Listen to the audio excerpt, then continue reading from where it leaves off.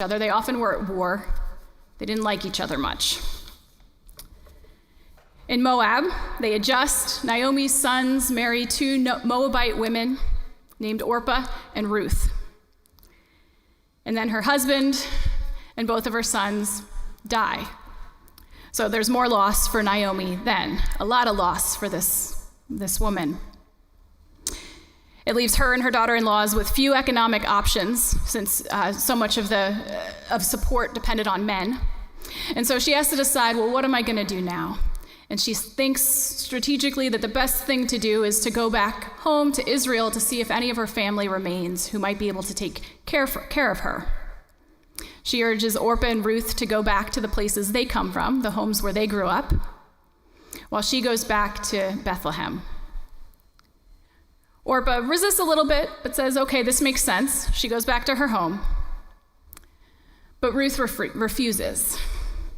Ruth insists that she stay with Naomi, this mother-in-law, traveling with her as a companion through whatever it is that comes next, knowing that it won't be an easy journey that's ahead of them.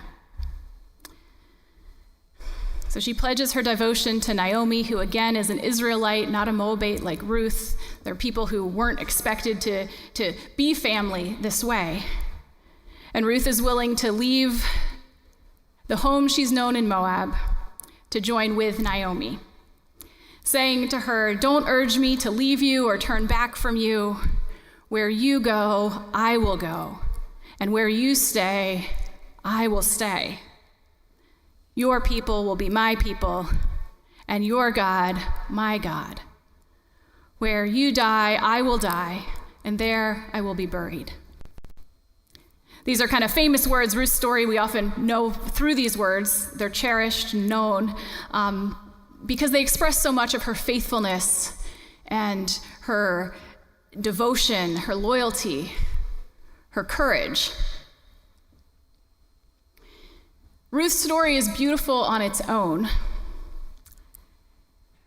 And for Christians, her story also has a particular place. It has a special place in our story. Does anyone know what that is? I know my adult faith formation people are nodding heads. So Ruth is the grandmother of King David, and Jesus is a descendant of David. So that means that Ruth is one of Jesus's great many great grandmothers. And in fact, in Matthew's gospel, Matthew starts off his good news by listing all the people whose stories are part of leading up to Jesus. And mostly you get a list of men, but there are 4 women who are listed. And one of them is Ruth, this Moabite, this enemy of Israel.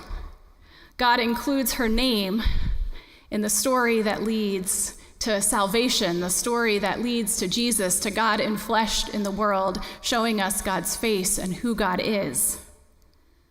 Ruth is listed by name. And so her story paves the way to Jesus.